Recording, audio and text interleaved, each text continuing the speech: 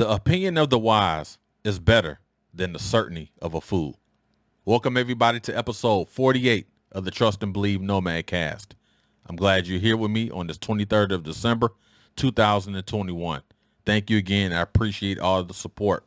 A couple of housekeeping admin notes before we get started with my opening remarks. As you can see below, the Trust and Believe Nomadcast.buzzsprout.com is your one-stop shop. Say it again. It's your one-stop shop to find everything about me, about the Nomad Cast. Once you go inside the website, you can find me on all the favorite audio and podcast platforms to include Apple, Spotify, and Google, to name a few. You also can listen to the audio versions as well on there. If you navigate to the right-hand corner, you can find me on Instagram. It's a direct link. And also for the YouTubers, if you're new to this channel and you like what you hear, go ahead and subscribe now. Click that bell icon. And now you'll be notified of all the latest and greatest. And I can't forget, also, I am on TikTok as well, right? So I'm all on all of those, right? So you can find me. You can find me. Retired MSG _20. All right. So opening remarks will be kind of quick today because I want to kind of expand upon it at the end of the show today. But I just want to make sure that, I know it's the holiday season. Like I said, that we in the 23rd of December already. Let's just be safe and sound as we maneuvering around, trying to find the parent, the gifts for mom and the gifts for dad and so on and so forth. Let's just make sure that we are safe. We're watching our six, protecting our fronts, our sides, our backs, and everything in those that's around us. I know folks are traveling via vehicle, via airplane, train, or whatever. Just make sure that we're safe. We're doing the right things. We got these freaking omnichromes and chromosomes and below the zones and all these freaking variants that's just coming out. And that's a whole nother story I don't even want to get involved with. But just make sure we're masking up, and just doing the right thing. Let's just be smart. Utilize common sense. Try to enforce common sense the best we can. And just take care of yourselves, all right? Take care of those around you and just do the right thing. This is the season where the world kind of slows down in a sense. If you've been working hard this year, man, take some time and kind of just sit back and kick your feet up and just enjoy the fruits of your labor. And just do the right thing. If you're out there and you got to grind during the holidays, continue to grind, man. It's always light at the end of the tunnel. Again, I'll talk about some things regarding Christmas and the holidays at the end of the show here, but I just wanted to kind of just touch on that and kind of set the conditions, for the holiday season. All right. So that concludes my opening remarks today. Today on Sneaker Stories on a Thursday, with us Detroiters, we call them gym shoes, but Sneaker Stories on a Thursday just rolls off the tongue very well. All right, so today I'll talk about I had two issues with this particular shoe. The shoe was involved in two issues back in the 90s. One with my dad, and the first time I don't want to say I raised up on him, but my voice was accelerated in a sense, but I was brought back down to earth. And then the same shoe I wore at White Castle and I had an issue and I defied regulations, so on and so forth. So I'll tell that story as well. Again, stay tuned, stay locked. Again, you got the website below. Go ahead and access and do everything that you can to listen to this podcast, listen to the Nomad Cast, and that's all good. All right? Everyone be safe and sound. I'll see y'all in a bit on Sneaker Stories on a Thursday. Gym shoes, people. Gym shoes.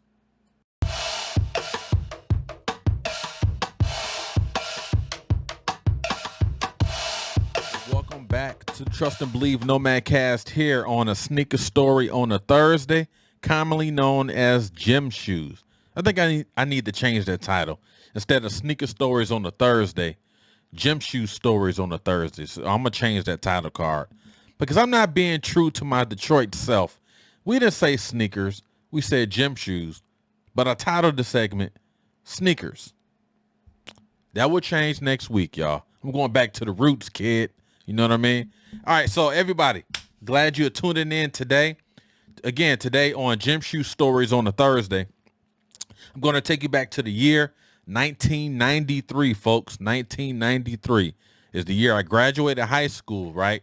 It's the year I enlisted in the Marine Corps, the winter part of that year. 1993 was a very pivotal and critical year in my development. That's when I began to start, as we say, start feeling themselves and, all this stuff going on. And, I was out of high school, hanging with my friends and, we doing whatever, working at White Castle, making my own money and all this, right? So I started feeling real good, taller than I ever felt before, right? So you talk about the sneaker story. This is a good one here. So 1993, I'm going to take you back, and I had a pair of the Charlesbarkley Air Force Max. Came out of 1993, right? And I'm going to show you the original color. This is not the original color by far. This is not the original color. This is the original color up top, what you see. You can see the difference in the color, the purple, the black, and the white, so on and so forth, right? The one that you see up top above, that is the shoe that I bought in 1993.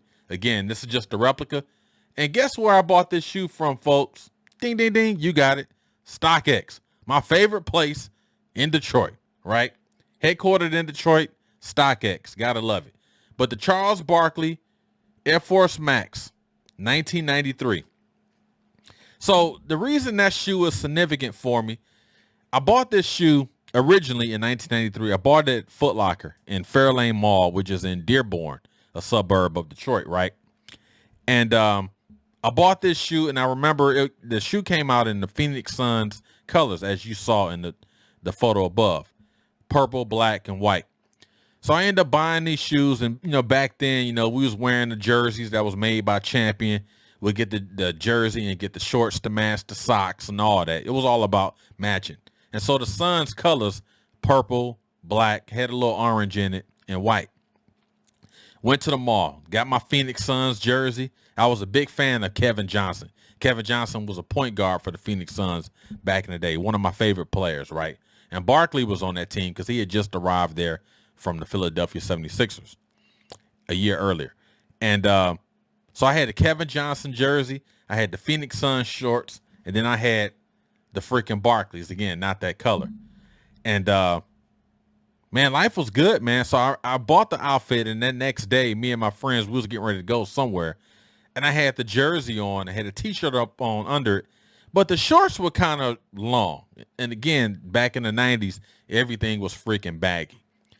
The shorts were a little baggy for my father's taste. Again, my father's an old school cat. This is 1993. His way of dressing and my way of dressing was totally different. So I remember he came by from work, and he's bringing groceries in. So I'm upstairs. Me and my friends, we getting ready to go to the mall. You know what I'm saying? We got our jerseys on, this, and that, and the third. I had a beeper. I'll tell you how old this was. I'm telling my age. I had a beeper, and I had bought like an earring in my left ear. I'm thinking I'm looking good. I got my Dax on my hair. I had the high top fade and all that, right? Really feeling myself back then. And I had my Barkleys on, along with the Phoenix Suns jersey and shorts. So my father's bringing groceries in, and I didn't help him because I'm like, shoot, I'm Ghost with the Phantom. I'm out. I'm about to go hang with my friends. I ain't got time to be putting up the groceries. So he's like, where you going? And I was like, we're going to the mall. We're going to Northland. He said, you're going to help with these groceries. You can sit up in the house and eat these groceries. You can put the groceries up. I'm like, all right. And he was like, what? I said, all right, all right. And my father's a big dude, man. And so he didn't chase me down in the house while I was bringing the groceries from the car into the house, but he kind of walked up on me. He was like, what you say? I was like, forget it. I didn't say nothing. So I just threw the groceries down on the floor like, boom. And out right next to our kitchen is the upstairs. So I walk upstairs. He said, where you think you're going? I said, I don't know what it is. It's like, lately you just been on me. It's like, I get a job, pay for my own stuff, right? And it's still an issue. I mean, all I'm doing is going to the mall to hang with my friends. I ain't want to put no groceries up. Now, thinking back, 30-some years later, I'm like, dude, just get the freaking groceries, put them in, have a conversation, and then go hang with your friends. I ain't have to do all this extra stuff. He's like, hold on. I don't know who you think you're talking to. You walk around here with these old baggy shorts on, these shorts, falling off you, showing your underwear, and you got that little freaking earring in your ear. What is wrong with you? I mean, he just going off. I don't know if he had a bad day at Chrysler. I don't know what it was. And I'm like, I'm not even doing nothing. I'm going to the mall. He said, you ain't going nowhere. And you done bought another pair of shoes? He said, that's all you do is sit up and buy shoes all the time. He said, is this all you're going to do? Is buy shoes, buy these big old shorts that's too big for you, walk around with an earring, and work at White Castle. What else are you going to do with your life? Now, that summer, when this incident happened, I had already fixated myself on the Marine Corps. I just didn't go down to the recruiting station yet.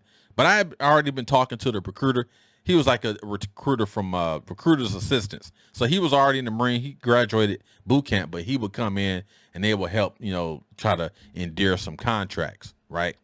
So I'd already been talking with this cat. So I'm like, okay, I plan on going to the Marines. I just didn't tell nobody. But my father, he just went off. And I think what it was, he saw me with another pair of shoes. And he's probably like, okay, you working, you buying all these shoes, spending up all your money on these shoes. Dude, you can freaking buy some groceries. I think that's what he was thinking. And then he see me with these baggy shorts. That ignited a red flag. Then he seen me with that freaking earring. And then he seen me with the beeper. So he started trying to put all these negative thoughts into his head.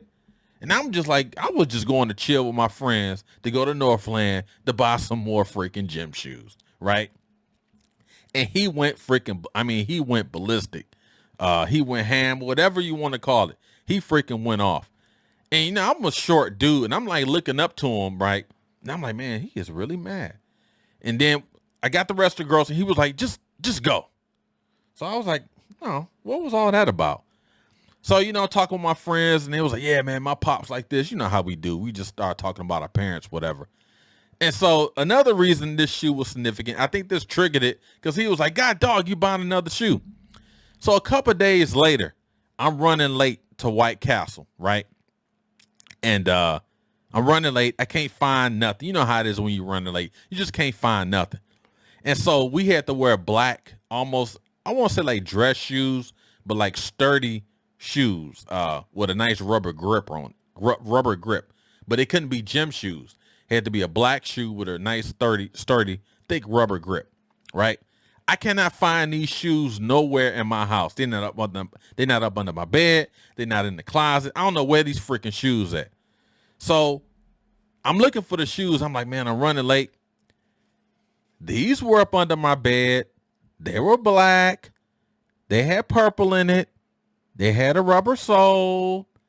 I don't think Miss Motley, rest in peace, my former manager at White Castle, I don't think she'd be upset if I wear my Charlesbarkleys to work, will she?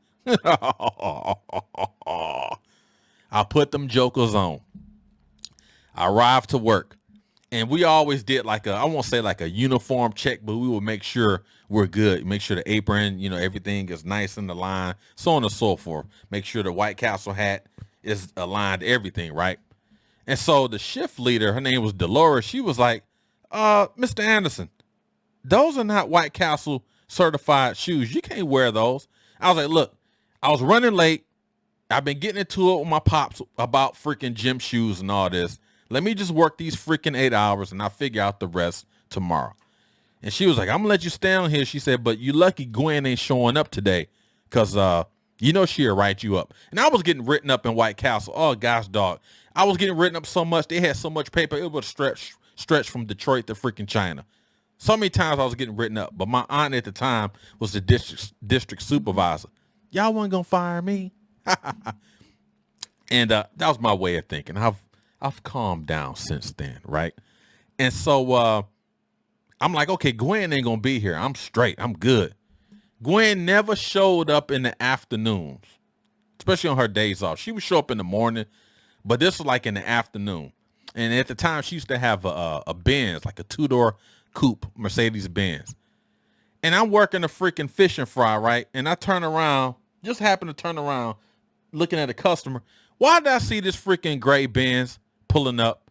and Gwen walking in with White Castle clothes on. She had the White Castle short sleeve shirt with the blue pants. I'm like, what the freak, man? And I know she was going to look at these freaking shoes. So the shift leader looked at me. She was like, man, you better do something because you know she's going to write you up. Gwen walk in. She's like, hey, everybody, how y'all doing? There's, oh, we fine, Gwen, we fine. She come around that corner, and then right around the corner was like where the office was at. And then we had like the buns and everything for the burger. She come around. She locked in on my freaking Barkleys. Again, it wasn't this color. It was black, like the picture said. And she was like, Mr. Damon, come here. Come here. And I was like, Gwen, I know what you're going to say. And she said, what am I going to say? I got the wrong shoes on. I was like, look, Miss Molly, I was running late. She's like, that sounds like a Damon problem. She said, Damon problems are not Gwen problems, and they're not White Castle problems. Those are your problems, right? So I'm like, okay, got it. She was like, I'll let you work this shift. She said, but if you know this floor is very slippery because, you know, it's a concrete brick floor. She was like, if you slip and fall, I'm writing you up. I was like, Gwen, I'm good. I got balance. You know what I'm saying? I got balance, right? So it just so happens like an hour later, Gwen is still there. So I'm dumping ice into we had like a little ice chest up near the register, right? I dumped the ice in there and I wasn't really paying attention because we was really busy. Why did a couple cubes of ice fall on the freaking floor? Again, I'm not paying attention, right? We working, we busy. Put the ice up. The ice freaking melt. Now you got a little puddle of water. Why did I walk on that puddle of water and slip? And I was like, ooh, I didn't fall on the floor, but I was like, oh. Gwen just happened to be there. She said, come back here with me, Mr. Anderson. I told you, you wearing them unauthorized shoes, walking in here like you play basketball or something, coming in here with your little brand new Nikes on. Oh, yeah, I'm going to fix you today. And everybody just start laughing. Even like the customers will start laughing. I'm like, what are y'all freaking laughing at? Y'all don't work here. Y'all don't know my problems. So I went back there. Gwen wrote me up. She was like, you know, you are lucky. She said, because you should have been fired a long time ago. So she wrote me up and everything. And I guess the moral of the story, the main takeaway was, you know, I should have got up earlier that day and looked for my White Castle work shoes instead of just throwing something on. But then I kind of want to show off my Barkleys anyway because them juggles was fresh, man. And I should have listened to rules and regulations and policies and procedures. Should have just notified them, hey, I'm running late. I have shoes, but they're not the authorized versions. I can't find them, so on and so forth. Because I'm like, at the end of the day, I still got wrote up anyway. So if I had been late, I would have got it written up anyway. But then going back a couple weeks earlier, the situation with my dad, I think my dad kind of just looked at me when he saw the baggy jersey, the baggy shorts, another pair of freaking shoes, and the earring and the beeper. I think he didn't see his son. He didn't see this little boy that he raised and nurtured and everything. He saw another person. Because again, you know, I was 18 years old. My mindset had already shifted. You know, I didn't want to be at home. I want to be with my friends. I want to hang out. I want to go to freaking Northland. I want to go to the freaking the movie theater. I want to do all these things outside of my residence. And I think he kind of looked at me, and I wasn't that little boy that he used to take the Chrysler during, they used to have like an open house type things where they would show the new vehicles. I wasn't that little boy that he took to the state fair and he bought elephant ears and cotton candy. I wasn't that little boy no more. So I think he probably had a bad day at work at Chrysler, dealing with Detroit traffic, going to the store, getting groceries. And then he see his son, you know what I'm saying, 18 years old, got all this freaking baggy clothes on, another pair of shoes with an earring, and he probably looked at me like, hold on, this is not the same dude. And then, you know, I got an attitude, so I take fault in that. I get an attitude thinking I'm too big to bring groceries in, when all I had to do was grab a couple bags, have a conversation, and everything would have been good. So whenever I look at these old school shoes, right, there's always a story with it. And I had, again, 2 stories with it. The one with getting into it with my father. You know, we laugh about that type of stuff now. And then getting written up at White Castle wearing unauthorized freaking shoes. But I was like, man, I couldn't find the shoes. But then I was like, these were up under the bed. Let me just put them on. Let me show these cats, you know what I'm saying? I got the new Barkleys and all that. Man. But again, everything, every sneaker story, every gym shoe story I tell, there's always a life lesson. All them freaking gym shoes I got in my closet. Trust and believe, folks. Trust and believe. There is a life lesson. There's a life story in it. And I always talk about the young folks. They collect the shoes just to have them. No, old guys like me, there's always a story with it. And I'm blessed and I'm thankful that the Lord allows me to have this mind where I can freaking, I can recapture those moments visually. I can remember, working at White Castle, having those freaking Nikes on. I can remember me, turning my back on my father, walking up the steps and he getting mad at me. I can remember wearing that Phoenix Suns jersey. I can remember all this stuff and even other stories. So I'm thankful and I'm blessed I'm able to have that type of memory. But again, sneaker stories on the Thursday, y'all. I gotta love it. Gotta love being a young man back in the 90s, man. Life was great. All right, so like I stated earlier, I kind of touched on it in my opening remarks. Oh, by the way, that concludes gym shoe stories on a Thursday. But I kind of talked about in my opening remarks, kind of just hit the wave tops regarding the whole Christmas thing. One thing I want to say before I even, sign off for the weekend, my fellow service members, my airmen, my sailors, my Marines, my soldiers, their families, their dependents, whoever. I want you guys, I know what it's like. I have intimate details and I know what it's like being away from your family during Christmas, being away from your family for the holidays, this festive time of year, where it's the season of giving, the season of thanks, the season of being harmonious, the season of opening up your doors and welcoming others in. I understand that wholeheartedly, right? Been there, done that too many times. That's why I love this time of year where I can be with my wife and my kids, man. It's just a beautiful thing because there's been so many years, man, that I've been away. So I want to tell you, thank you for your service. I appreciate all your efforts. I appreciate all your sacrifices. Me and my wife, fellow service members as well, we appreciate your service. We appreciate your sacrifice. We understand what it's like. We know what it's like, right? But again, that fails in comparison to some of these guys and gals are out there. To the single service members of all branches, call your family, call your mother, call your dad, call somebody, because this is the time now, and the numbers, the data can prove it, where a lot of our service members, they feel lonely. You got a single service member that's serving in a remote location across the world with no life support facilities or any life support activities. He or she may feel the urge to do things that's not constructive. So I want to say to you, stay in there. Find things to do. Try to get with your other service members. Go to the commissary. Have, prepare a meal or do anything you can to continue to open your eyes for the next day. We're all here for you. I pray for you. I want you guys to be safe. Return home safe. That concludes, and also along with that, everyone else be safe as well throughout this holiday season. Have a great weekend. Have a wonderful and outstanding Christmas. Be safe and be sound. Take care. See you guys next week on Monday Mental Combat. Again, have a blessed Christmas. Merry Christmas to you all. Be safe and sound. Take care of yourself. Take care of your others. And like we said Monday, say yes to yourself. Say yes to yourself. Do not feel bad buying yourself things. All right? But take care of the ones that take care of you. Be safe and sound. See y'all next week. Merry Christmas, everybody. Trust and believe.